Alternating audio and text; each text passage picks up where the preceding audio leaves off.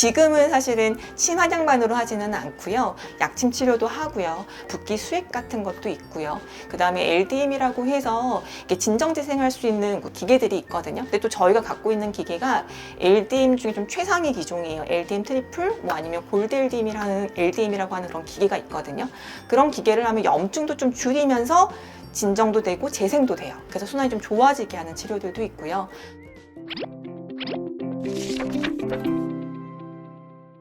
네, 안녕하세요. 피부와 리프팅의 진심인 닥터짱. 닥터찐입니다. 안녕하세요. 찐 원장님이 저희 연휴 앞두고 이제 성형수술 생각하시는 분들 많은데 성형 후 붓기 굉장히 오랫동안 진료하셨거든요. 거의 10년 넘게 이 부분에 대해서 열심히 이제 연구하시고 진료를 하셨는데 오늘은 그 부분에 대해서 조금 이야기해 주실 거죠? 저희가 이제 성형 후 붓기를 좀 많이 보기 시작한 때가 아마 2011년? 그때 뭐 양악 수술이 조금 좀 붐이 일었을 때 많이 진료를 보다 보면서 어떤 것이 좀 궁금하시고 이제 어떤 것을 조금 해결하고 싶어 하는지에 대한 걸 좀 더 많이 알게 돼서 오늘은 좀 그런 부분에 대한 좀 꿀팁이라던가 아니면 치료 방법 이런 거 좀 설명을 좀 드려볼까 해요. 이 수술 후 붓기에 대해서 하면 저한테도 늘 질문이 들어오는 것 중에 한 개인데 호박즙이라던가 팥즙 같은 것들을 사실 권장하는 경우가 꽤 있잖아요. 그 부분은 좀 어떤가요? 사실 이게 나오게 된 계기가 동의보감에 나온 내용 때문에 그래요. 동의보감이 뭐 호박을 먹으면 산후붓기에 좋고 뭐 순환에 좋다 뭐 이런 내용이 있어서 이제 호박을 먹으면 좋아진대 라고 해서 호박즙을 되게 많이 먹기 시작을 했거든요. 근데 정확하게 말하면 동의보감에 나오는 호박은 우리가 생각하는 그 호박이 아니에요.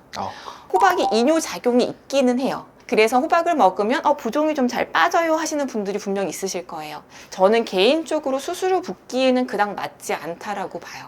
수술하잖아요. 그러면 이게 좀 잘 아물면서 빠져야 되거든요. 이게 이렇게 쥐어짜듯 물 빼는 게 아니고 아물면 알아서 물이 싹 빠지는 거예요.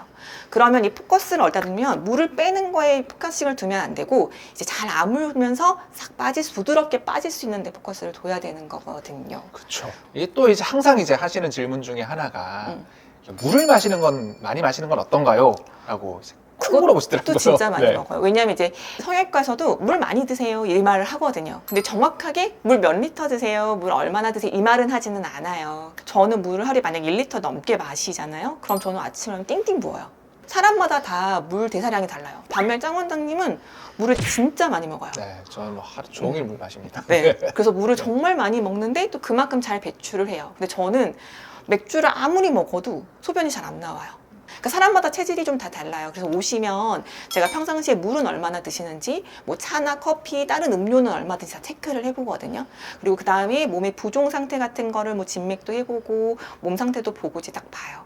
개개인에게 맞는 물의 용량이 좀 정해져 있기 때문에 저 이제 수술하고 나서요 이제 좀 순환하려고 물 2리터, 3리터씩 먹어요. 이게 무조건 정답은 아니라는 거 꼭 알고 계셔야 돼요.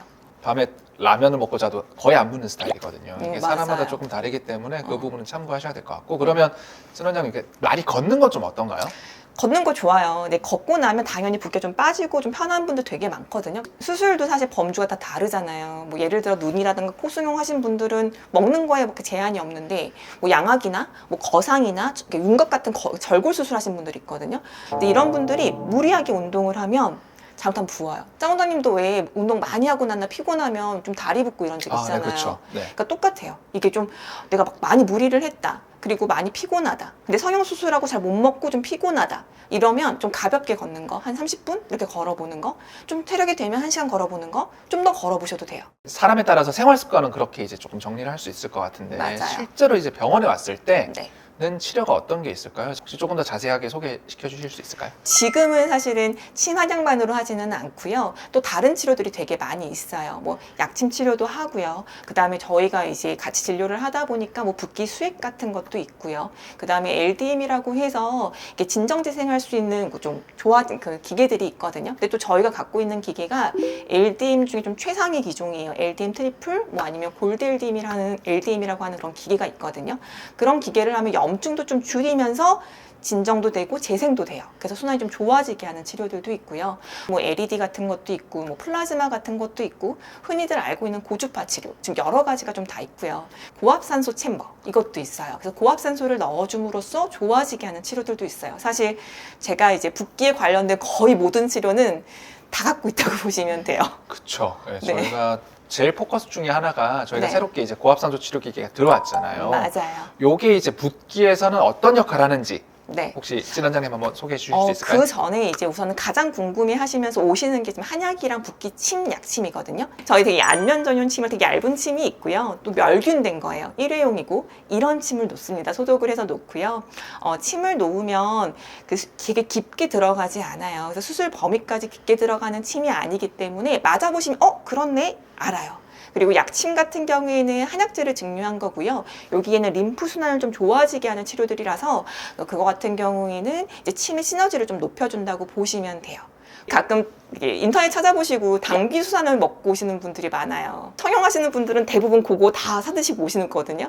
근데 이게 어혈 증상, 그러니까 먹만을 얘기하는 게 아니라 어혈 증상이 없는데 당귀 수산을 드시면 효과가 없어요.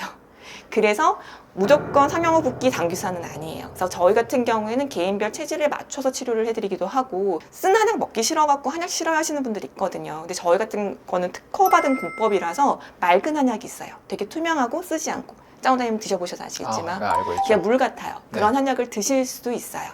그리고 이제 아까 짱 원장님 얘기해준 고압산소 챔버 이게 어떤 역할을 해주냐면 혈관을 좀 쫙 수축해줘요. 산소를 실제로 이렇게 주입을 합니다.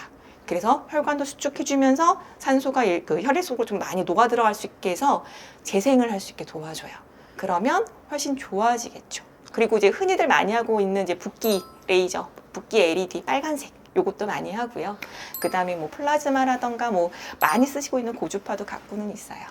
제일 궁금해하는 거는 과연 이걸 이제 수술하고 나서 언제 받는지. 아 언제 맞아요. 해야 될지. 전화 와요. 네. 저 오늘 수술 받았는데 지금 가도 돼요? 2, 3주 있다 가야 돼요? 뭐 한 달 있다 가야 돼요? 이 말 진짜 많이 물어보시거든요. 아까도 얘기 드렸지만 침이 깊지 않고요. 수술부에 직접 영향을 주는 거는 아니라서 그냥 수술 직후부터 오시는 거를 가장 추천드려요.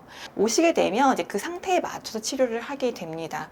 성형수술 받았는데 중요한 일정 앞두고 있어서 붓기 안 생긴다고 해서 받았는데 이렇게 부었어요 하시는 분들이 있어요.